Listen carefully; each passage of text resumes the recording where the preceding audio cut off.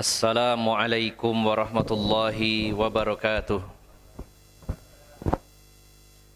Innal hamdalillahi nahmaduhu wa nasta'inuhu wa nastaghfiruh wa na'udzu billahi min syururi anfusina wa min sayyiati a'malina.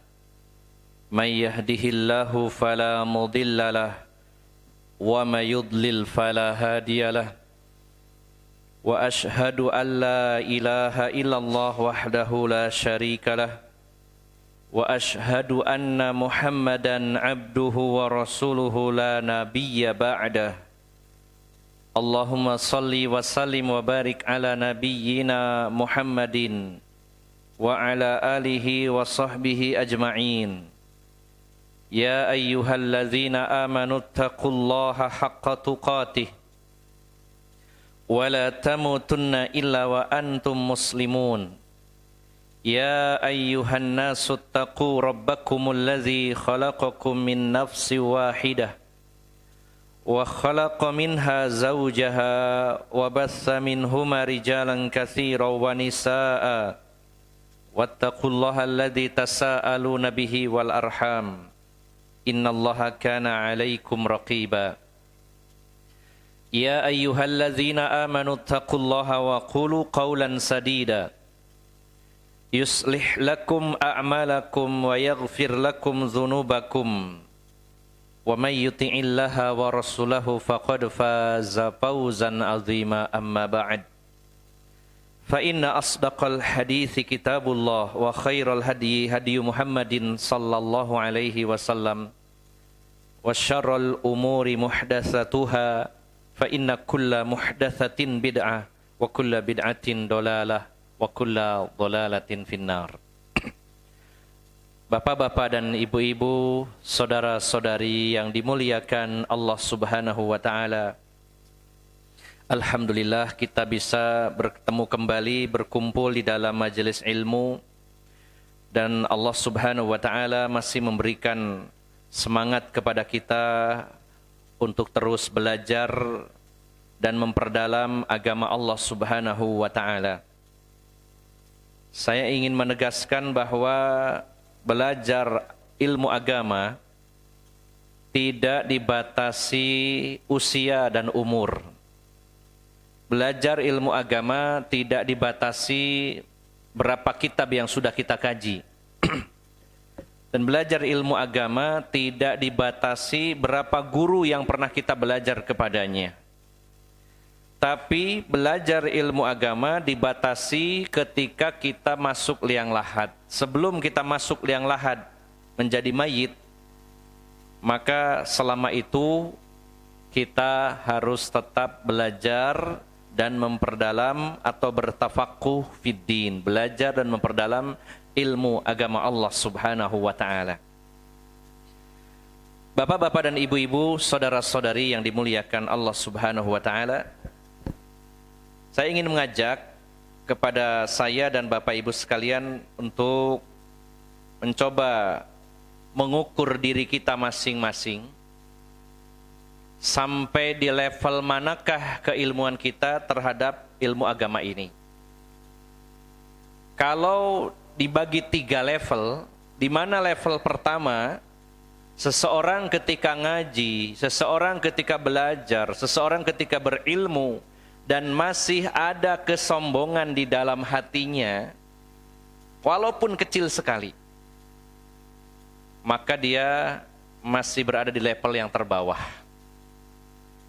Sekecil apapun sikap sombong, yaitu batarul haqqi wa ghamtun nas, yaitu menolak kebenaran dan merendahkan, meremehkan orang lain.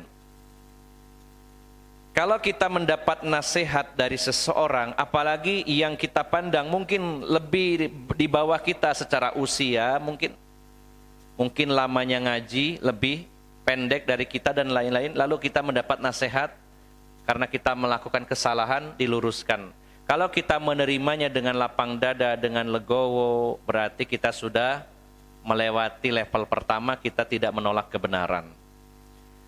Tapi kalau ada rasa tidak nyaman, dinasehati, diluruskan orang yang mungkin dipandang lebih di bawah kita, baik itu umurnya, lamanya ngaji, atau lain-lainnya, kalau kita masih merasa tidak nyaman, atau ada perasaan kenapa dia harus menasihati saya, bukankah saya lebih alim dari dia, saya lebih lama ngajinya dari dia, maka berarti kita masih memiliki sifat sombong. Maka mari kita introspeksi diri, selama ini setelah kita ngaji dan kita diberi ilmu oleh Allah Subhanahu wa taala, apakah sering kita ini menolak kebenaran walaupun sekecil apapun, atau seringkali menganggap remeh orang lain? Melihat saudaranya, ngajinya baru 1 tahun, saya sudah 5 tahun. Kalau masih ada perasaan itu, berarti kita masih ada di level yang terbawah. Kalau sekarang kita ngaji, belajar agama, dan kita memiliki sikap tawadhu. Tawadhu itu bagaimana? Sebagaimana penjelasan dari Imam Hasan Basri, dan juga ada penjelasan dari Abdullah Al-Muzani rahimahullah. Gambaran mudahnya, orang tawadhu itu, kalau ketemu siapapun dari kalangan muslim, dalam hatinya dia mengatakan, dia lebih baik dari saya. Sudahkah kita sampai di level itu? Kata Imam Al-Muzani, kalau kalian itu bertemu dengan orang yang lebih tua, katakan kepada dirimu, dia lebih tua dari saya, berarti dia lebih dulu beriman, lebih dulu beramal soleh daripada saya, berarti dia lebih baik daripada saya. Dan ketika bertemu orang yang lebih muda, dalam hatinya dia mengatakan, dia lebih muda dari saya, berarti saya lebih dulu berdosa dan berlumuran maksiat, maka dia lebih baik daripada saya. Itu tawadhu. Bertemu siapapun, kita mengatakan dalam hati kita, dia lebih baik daripada saya. Dan level yang tertinggi, yaitu ketika seseorang merasa setelah ngaji, ternyata saya banyak belum tidak tahu, atau saya merasa banyak hal yang belum saya ketahui, merasa belum berilmu. Apa yang saya sampaikan ini saya mengutip dari perkataan seorang ulama besar, yaitu Syekh Bakr Abu Zaid rahimahullah. Beliau mengatakan, al-ilmu thalathatu ashbarin. Ilmu itu ada 3 jengkal, 3 tahapan, ada 3 level. Kata beliau, ilmu itu 3 jengkal.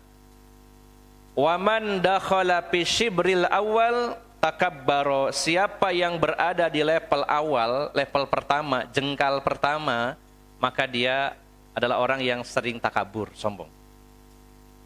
Biasa kalau orang itu baru belajar, itu lebih besar rasa sombongnya. Seperti orang ikut bela diri, itu kalau baru menguasai 1-2 jurus, hawone kudu tawuran ya. Seperti orang ikut gym, ya fitness, baru ikut beberapa bulan, baru nonjol dikit ototnya, merasa sudah paling berotot. Nah, begitu pula orang ngaji.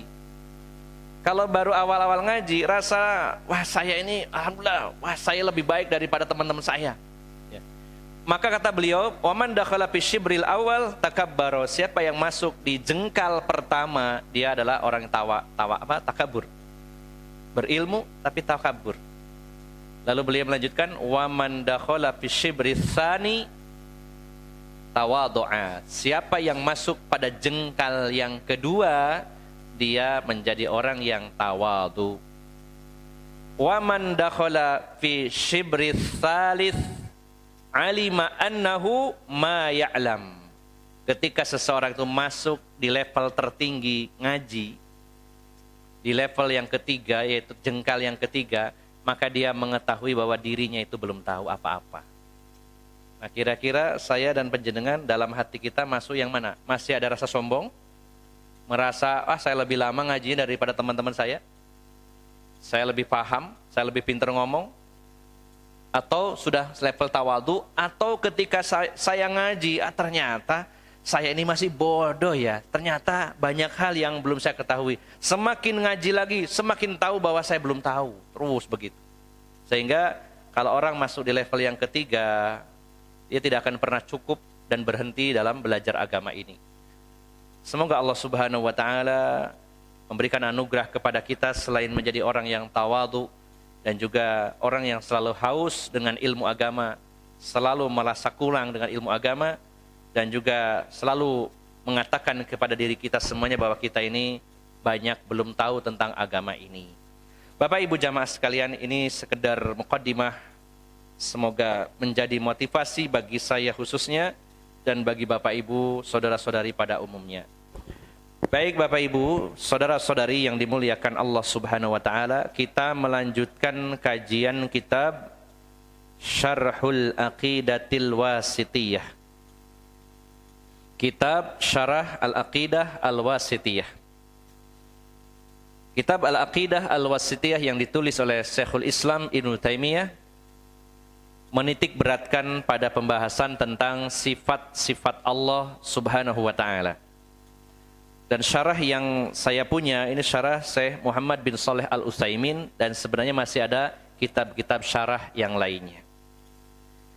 Beberapa pertemuan yang lalu ini baru pemanasan ya, karena belum masuk kepada poin tentang sifat-sifat Allah.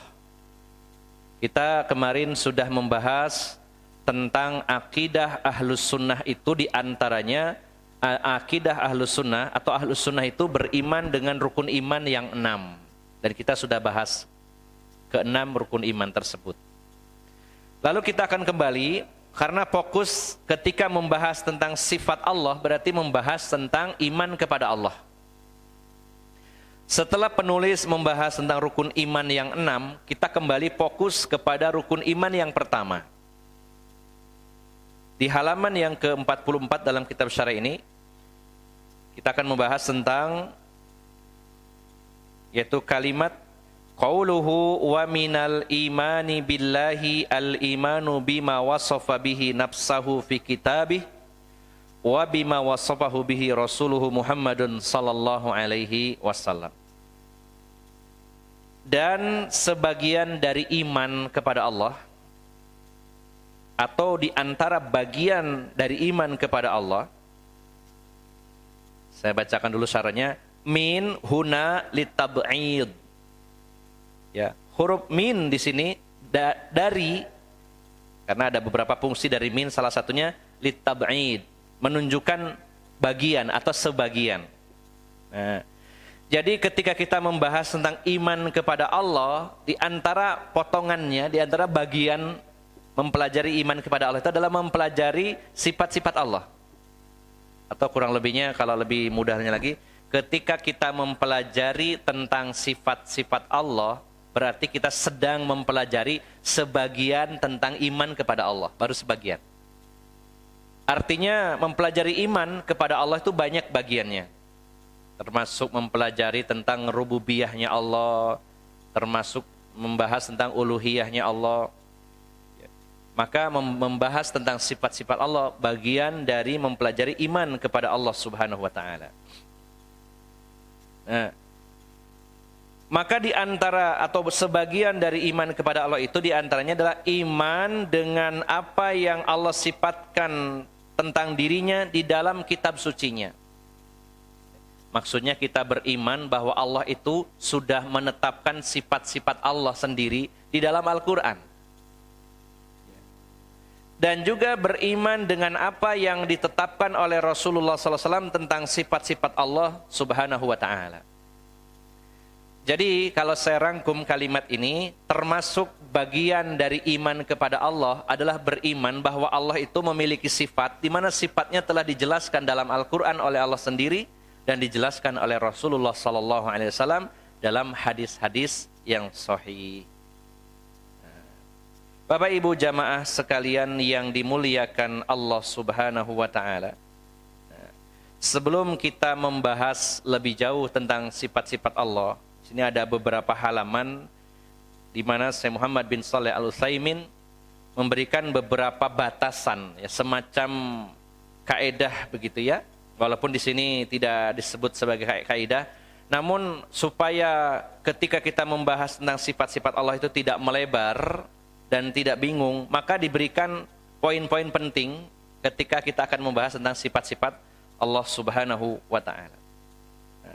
Di antaranya sebelum kita masuk bahwa mengapa Syekhul Islam Ibnu Taimiyah mengatakan di sini beriman kepada Allah itu di antaranya beriman dengan sifat-sifat Allah. maka kenapa tidak disebutkan di situ nama-nama dan sifat-sifat Allah? Disebutkannya sifat-sifat Allah saja. Karena seringkali kita membahas tentang tauhid, tauhid rububiyah, tauhid uluhiyah, tauhid asma was sifat. Tapi mengapa dalam poin tadi Syekhul Islam Ibnu Taimiyah mengatakan al-imanu bima wasafa bihi nafsahu fi kitabihi wa bima wasafahu bihi Rasuluhu Muhammad sallallahu alaihi wasallam. Iman kepada Allah itu diantaranya beriman dengan apa yang Allah sifatkan untuk dirinya di dalam Al-Quran. Dan beriman dengan apa yang disifatkan oleh Rasulullah SAW tentang Allah Subhanahu Wa Ta'ala. Jadi membahas tentang sifat. Mengapa tidak disebutkan nama? Jawabannya adalah imma li annahu ma min ismin illa wa yatadammana sifatuhu. Aw li annal khilafa fil asma'i khilafun dha'ifun. Lam yunkirhu ila ghulatil jahmiyah wal mu'tazilah. Fal mu'tazilatu yasbutuna al asma wal asyairatu wal maturidiyah yasbituna al asma lakin yukhalifuna ahlus sunnah fi aktsaris sifat.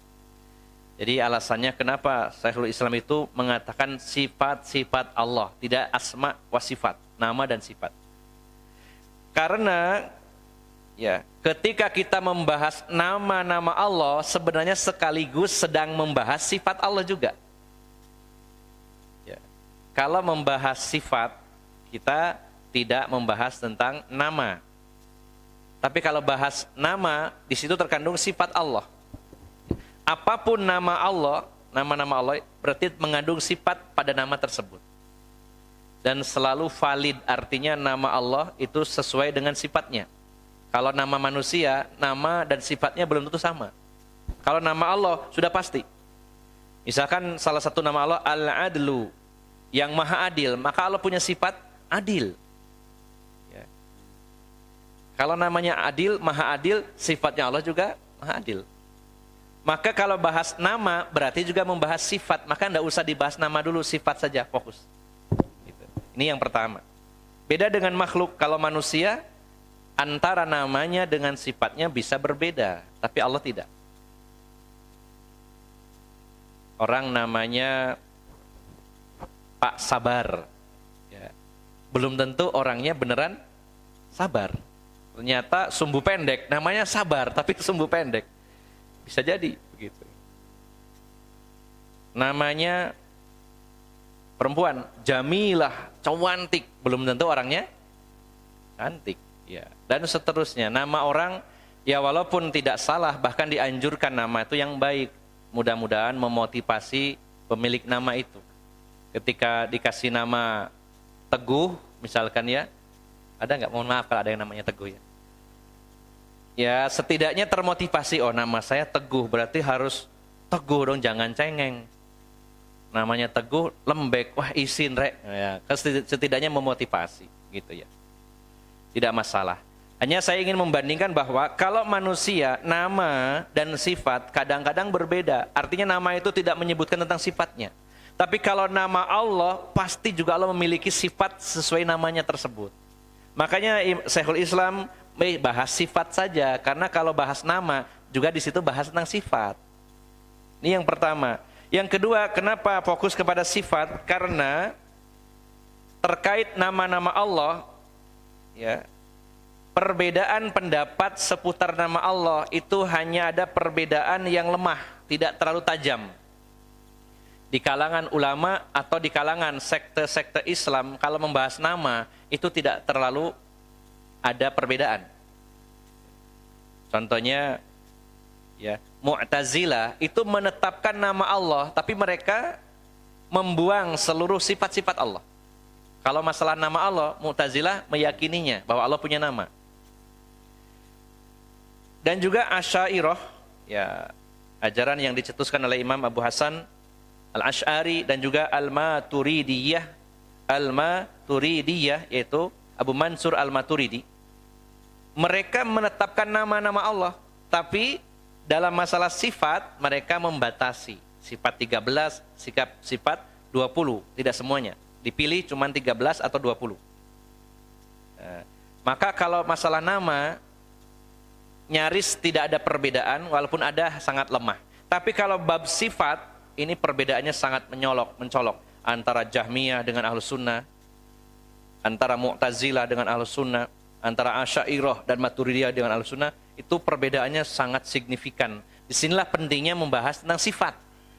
Artinya, kalau ada perbedaan kecil gak usah dibahas lah gitu. Kalau perbedaannya besar, berarti kita harus membahasnya supaya kita bisa menentukan pilih yang mana. Nah, kurang lebihnya inilah yang dijelaskan oleh Syekh Utsaimin mengapa Syekhul Islam menyebutnya cuma sifat, tidak membahas nama. Karena nama di situ sudah terkandung sifat, sehingga bahas sifat saja. Yang kedua, kalau tentang nama khilafnya dhaif, lemah. Sementara tentang sifat ya khilaf qawi, yaitu terjadi perbedaan pendapat yang sangat kontras sekali dan sangat kuat. Nah, kemudian Bapak Ibu jamaah sekalian, ada beberapa poin. Ini merupakan rumus yang harus kita pegang.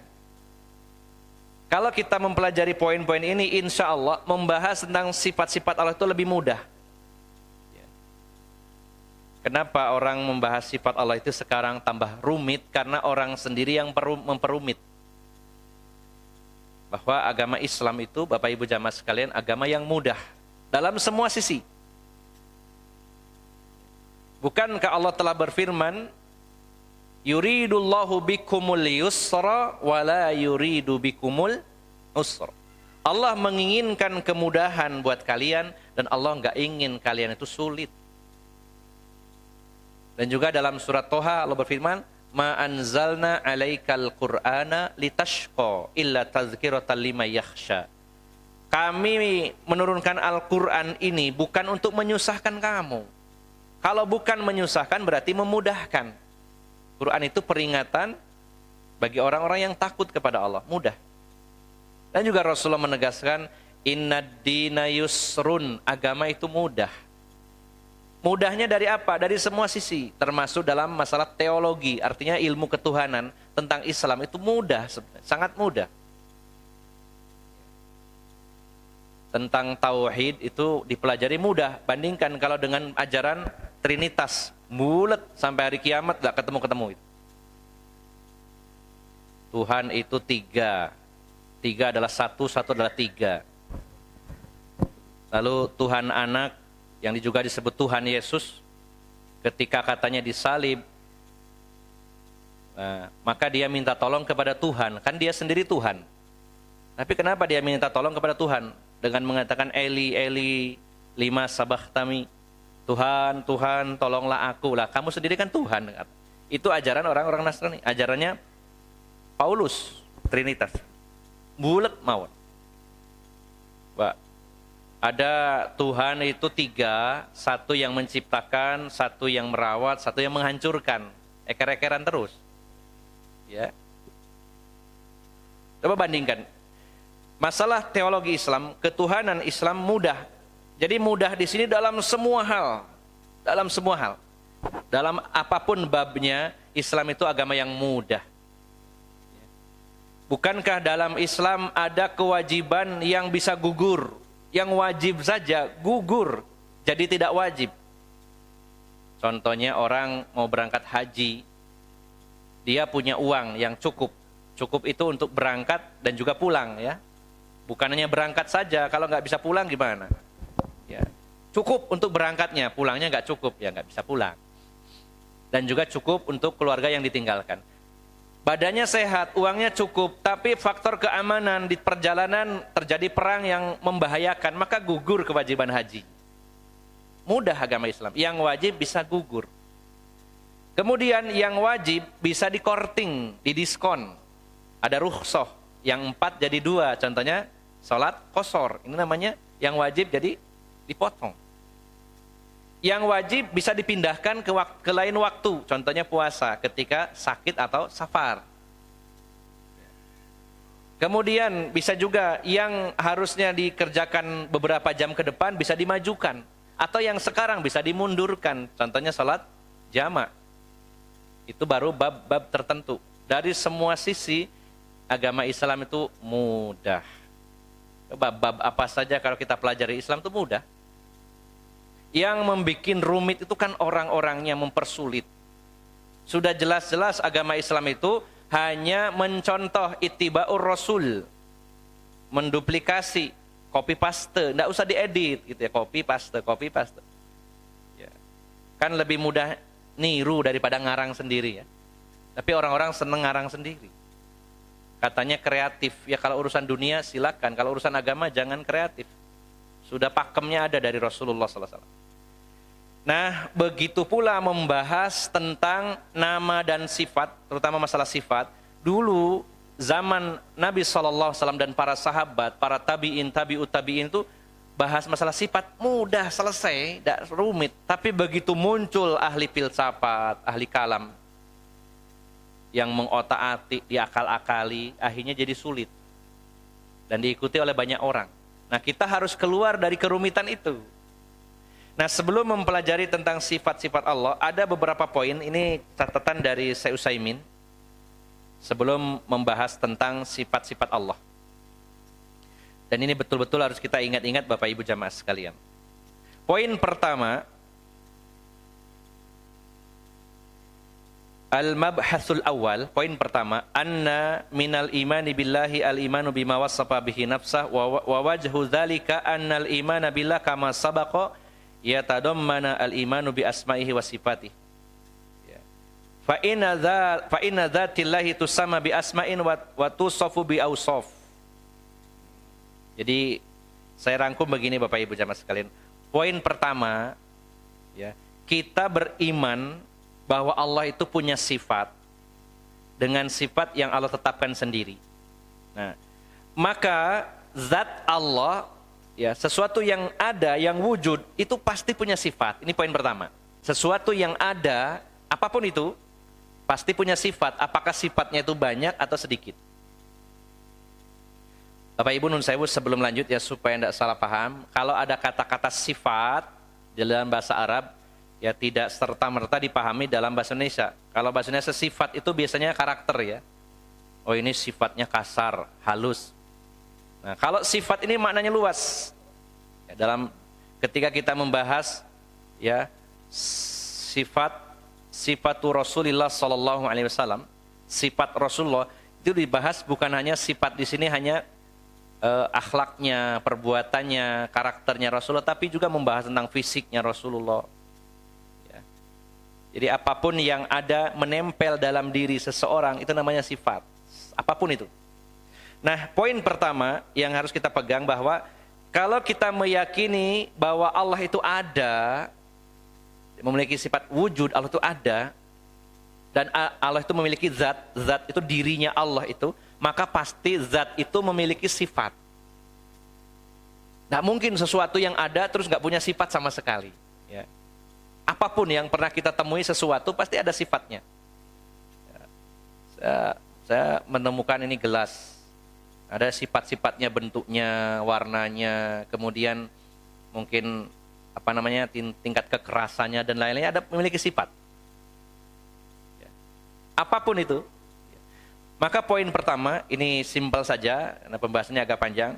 Secara akal kita meyakini bahwa segala sesuatu yang wujud yang ada itu pasti memiliki sifat. Tidak mungkin ada tapi nggak punya sifat apapun, kan aneh Pak ya.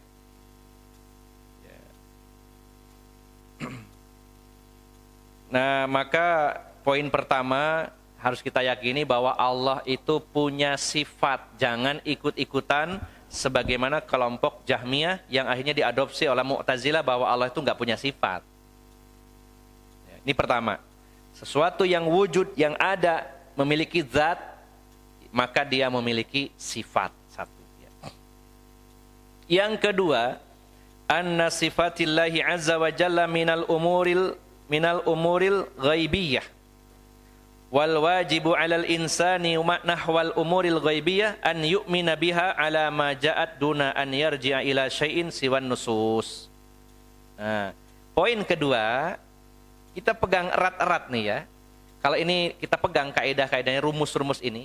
Kalau sudah kepegang rumus kan ngerjakan PR itu soal itu mudah ya. Udah tahu rumusnya, tek.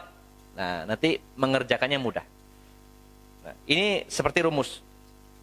Poin kedua, al-mabhasus tsani. Bahwasannya sifat-sifat Allah adalah bagian dari perkara-perkara yang gaib.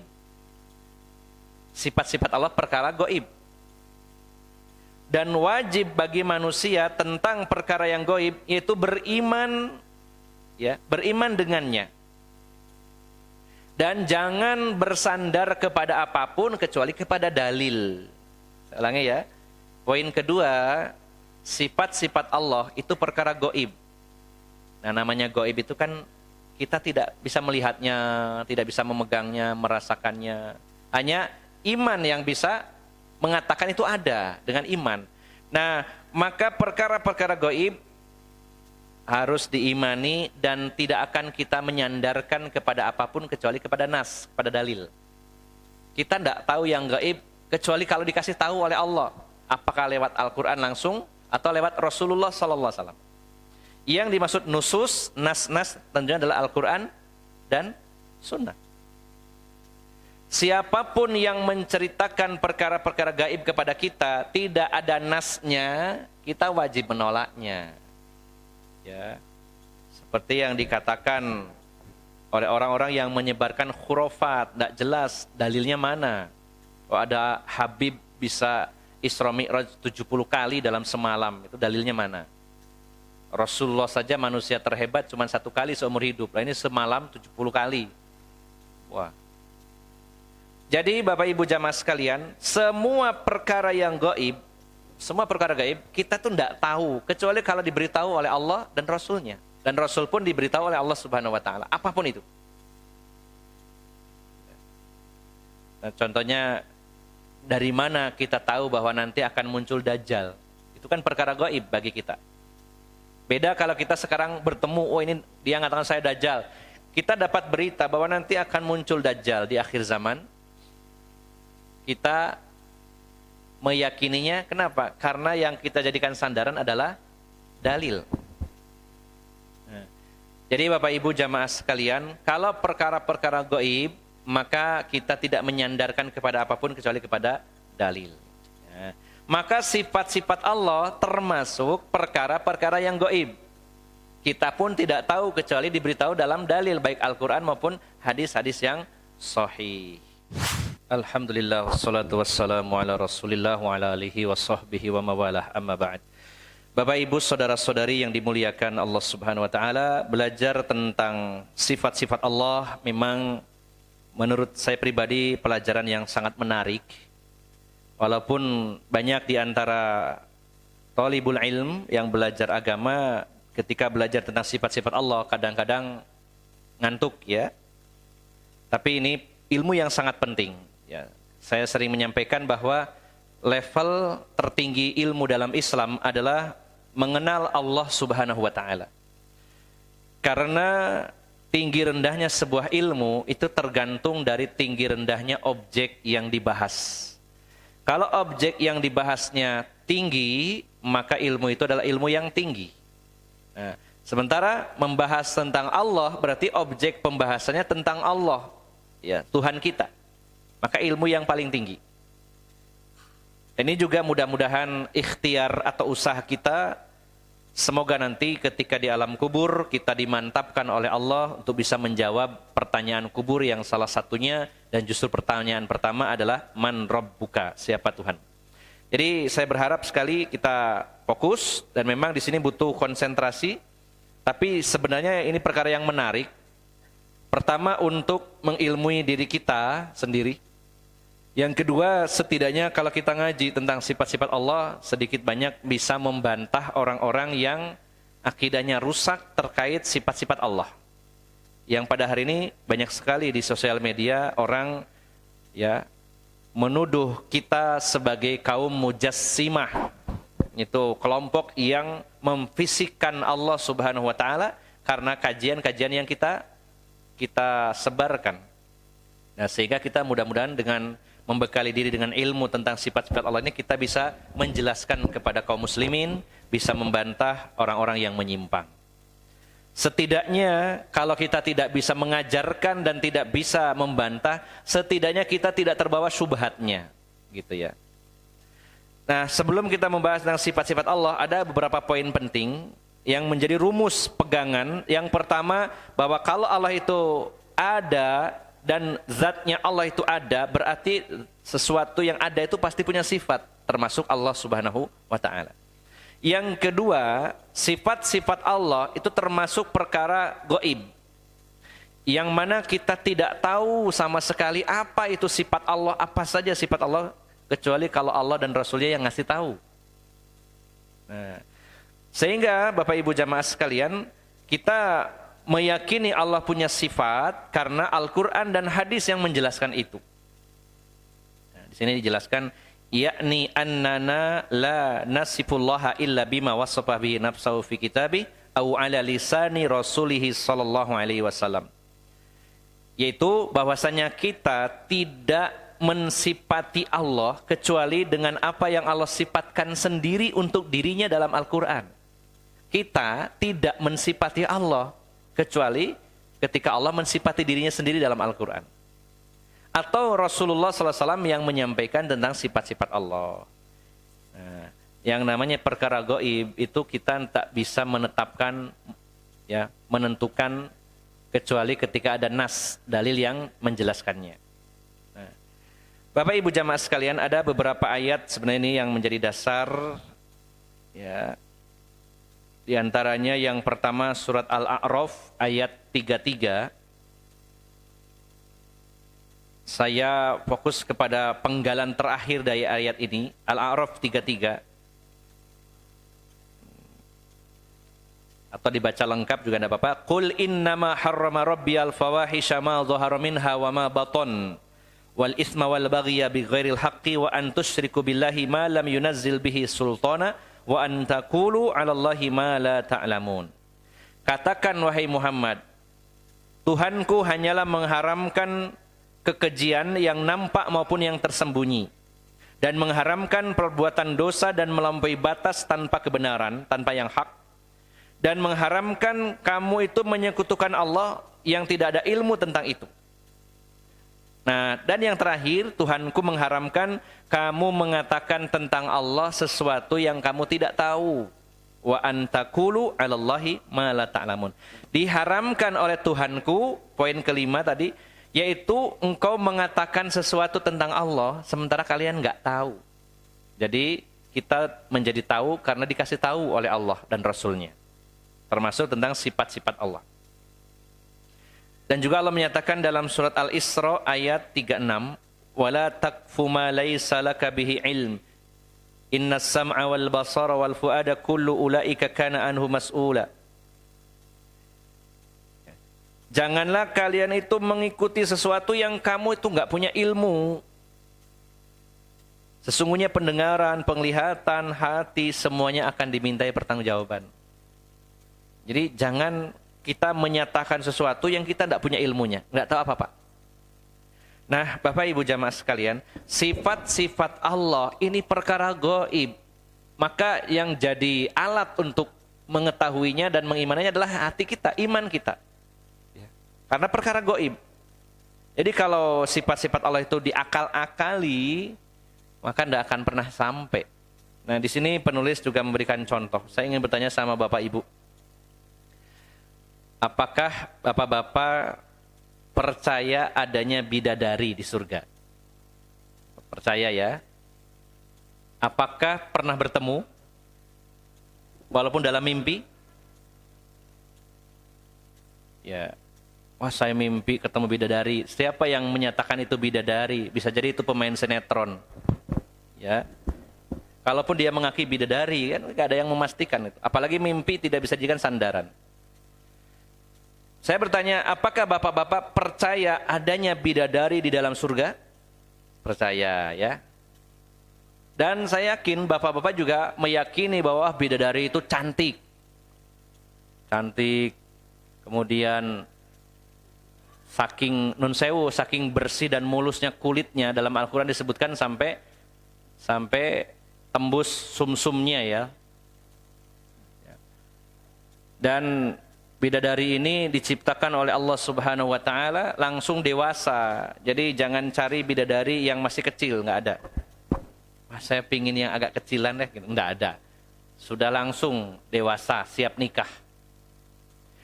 Nah, coba kita membandingkan saja tentang bidadari saja, yang itu adalah perkara gaib, kita nggak tahu apa-apa tentang bidadari. Kita taunya dari mana? Dari dalil. Sehingga kita meyakini adanya bidadari, padahal nggak pernah ngobrol sama bidadari, apalagi ngobrol ya, ketemu saja belum. Tapi kita yakin ada. Kenapa? Ada dalilnya, ada nasnya, Al-Quran dan hadis.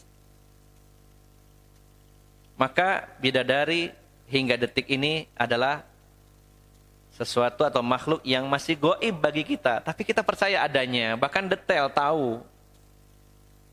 Kenapa kita tahu? Karena diberitahu oleh Allah dan Rasulnya. Maka sifat-sifat Allah termasuk juga perkara gaib. Kita sebenarnya nggak tahu. Karena tahunya dari mana? Dari Al-Quran. Allah sendiri yang mengatakan. Nabi Muhammad SAW yang menjelaskan dalam hadis. Nah, jika surga kita yakini adanya, apakah kita tahu hakikatnya secara hakiki? Ya. Apakah kita tahu surga secara hakiki? Artinya hakiki itu benar-benar ya pernah menyaksikannya langsung, pernah mendengarnya, pernah mengunjunginya? Tentu tidak ya. Hanya mendengar beritanya saja tentang surga. Tapi secara hakiki kita tidak tahu surga. Ya. Nah, Bapak Ibu sekalian, kalau surga dan segala isinya kita tidak tahu hakikatnya, hanya beritanya saja tentang surga begini, tapi hakikatnya kita nggak tahu seperti apa. Itu baru makhluk. Surga itu makhluknya Allah. Bidadari itu makhluknya Allah. Kita aja nggak tahu hakikatnya, apalagi Allah sang pencipta. Ya. Kalaupun kita tahu tentang surga, tapi kan tidak secara hakiki. Hakikatnya seperti apa kita nggak tahu. Makanya Rasulullah menegaskan dalam hadis kudusi, Allah berfirman, "A'dadtu li'ibadiyas salihin ma la 'ainun ra'at wa la udhunun sami'at wa la khatara 'ala qalbi bashar." Aku siapkan untuk hambaku yang saleh sesuatu yang belum pernah dilihat oleh matanya, sesuatu yang belum pernah didengar oleh telinganya, dan sesuatu yang belum pernah terlintas dalam hati manusia. Surga itu sesuatu atau tempat yang belum pernah kita lihat, belum pernah kita dengar, belum terlintas dalam hati. Mungkin ada yang protes, Ustaz, kalau melihat memang belum, tapi mendengar iya. Tentang surga. Dari mana? Dari Al-Quran, dari Sunnah. Nah, apa yang disampaikan dalam Al-Quran, dalam Sunnah, itu bukan hakikat, hanya gambaran. Hakikatnya nanti sendiri kita ketika masuk ke dalamnya. Jadi surga itu hakikatnya kita nggak tahu. Walaupun tahu gambarannya, itu pun diberitahu oleh Allah. Nah, apalagi sifat-sifat Allah. Kalau makhluk saja berupa surga, kita nggak tahu hakikatnya, apalagi Allah. Contoh kedua, misalul akhar, al-insanu fihi ruhun, la yahya illa biha. Contoh lain, kalau surga agak jauh ya. Kita juga nggak tahu persisnya di mana, wallahu alam. Tapi yang dekat saja, tapi itu perkara gaib, kita nggak tahu. Contohnya apa? Ruh. Saya ingin tanya, innalillahi. Astagfirullah. Terlalu semangat, ampun Pak. Astagfirullah.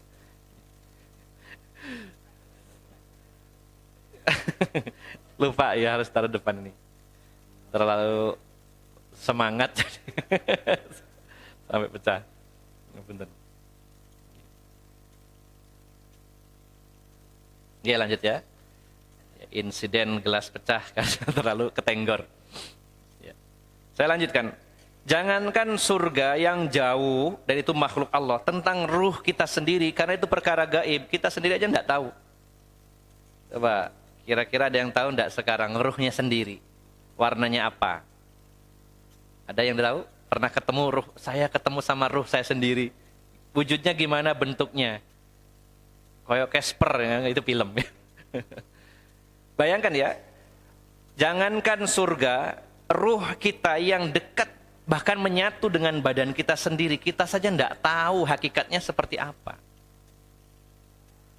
Apalagi Allah Subhanahu wa Ta'ala, Sang Pencipta. Nah, jadi poin kedua, Bapak Ibu jamaah sekalian, sifat-sifat Allah itu perkara gaib. Maka kita beriman dengan perkara gaib dan sandarannya adalah dalil Al-Quran maupun hadis-hadis yang sahih. Jadi jangan dijadikan ukurannya dengan akal. Kalau diakal-akali tidak akan pernah nyampe. Sifat-sifat Allah adalah perkara gaib. Ya. Yang ketiga, kita percepat.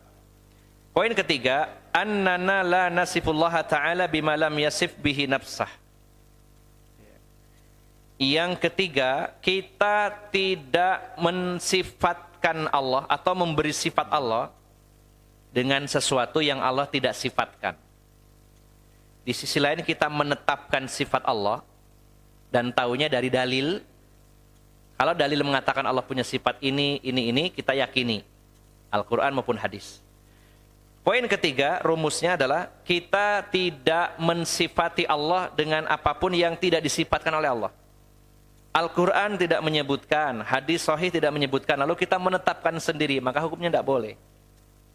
Kita mencukupkan mensifatkan Allah dengan sifat yang Allah sebutkan dalam Al-Quran dan dalam hadis Nabi SAW. Nah, ini poin yang keempat penting sekali. Ini nanti akan jadi pegangan ke depannya. Al-Mabhasur Rabi, pembahasan yang keempat. Wujubu ijra'in nususi al-waridati fil kitabi was sunnah ala zahiriha.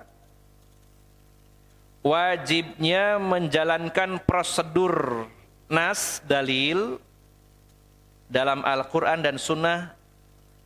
Ya, saya ulangi, wajibnya mengikuti prosedur dalil dalam kitab dan sunnah atas dohirnya. Maksudnya kita meyakini, menetapkan sifat Allah dalam Al-Quran dan sunnah itu dohir ayat dan hadis, tidak perlu diutak-atik. Dalam bahasa lain, dohir itu kita terima apa adanya tanpa mengutak-atik, merubah-rubah. Jadi poin keempat rumusnya, kita wajib mengikuti prosedur pendalilan bahwa dalil tentang sifat Allah, baik dalam Al-Quran, dalam hadis, harus dihukumi zohirnya. Kalau Allah mengatakan misalkan, yadullah fauqa aidihim, tangan Allah di atas tangan mereka. Atau bal yadahu mabsutatan, bahkan kedua tangan Allah itu terbuka. Ketika Allah menyebutkan kata iyad, tangan, bahwa Allah punya tangan, prosedurnya adalah kita pahami, tetapkan dohirnya. Teksnya begitu, ya begitu. Kalau Allah mengatakan tangan, ya tangan, jangan dirubah yang lainnya. Tanpa dalil. Dalam menetapkan sesuatu, yang pertama kali kita pegang adalah lafaz atau kata zohirnya dulu. Jangan dirubah-rubah dulu sebelum ada keterangan. Jadi jangan berinterpretasi sendiri. Kalau orang mengatakan A, kita pahami A. Saya kasih contoh yang mudah, seringkali ya saya contohkan yang mudah.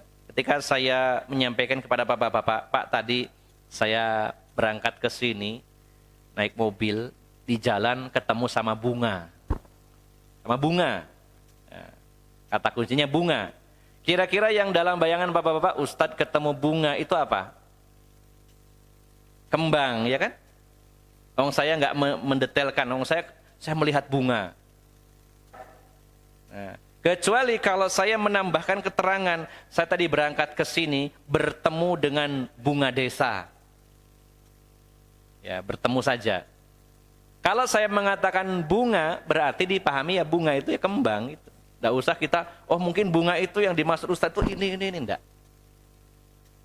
Nah, begitu pula tentang sifat Allah, prosedurnya, apa yang dicantumkan dalam Al-Quran dan hadis, kita pahami secara zohir, tekstualnya.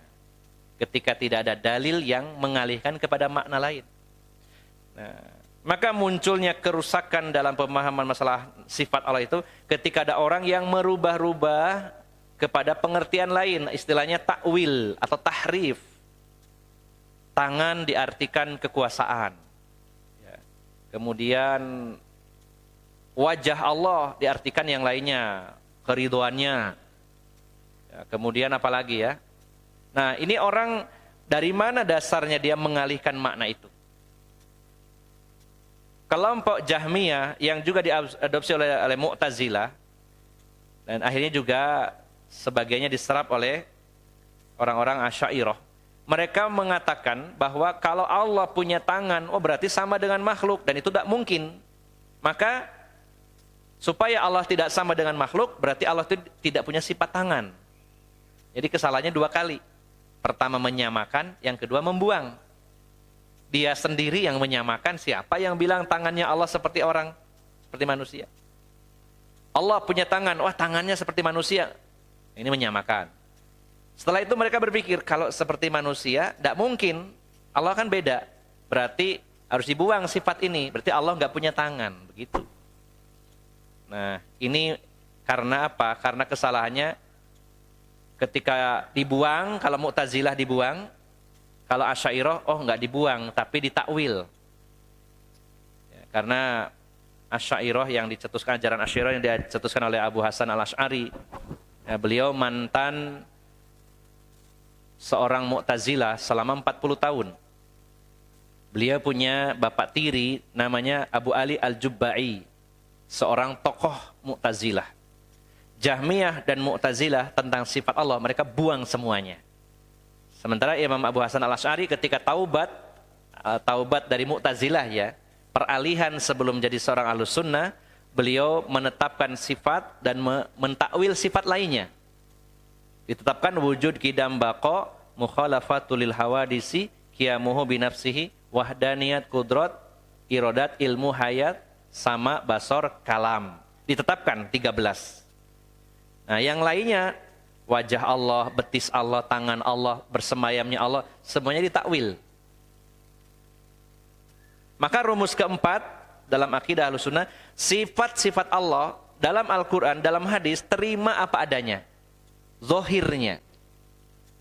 Kita tidak boleh merubah-rubah, menakwilkan, mengalihkan kepada makna lain ketika tidak ada dalil tentang itu. Nah, ini penting ya, poin keempat ini.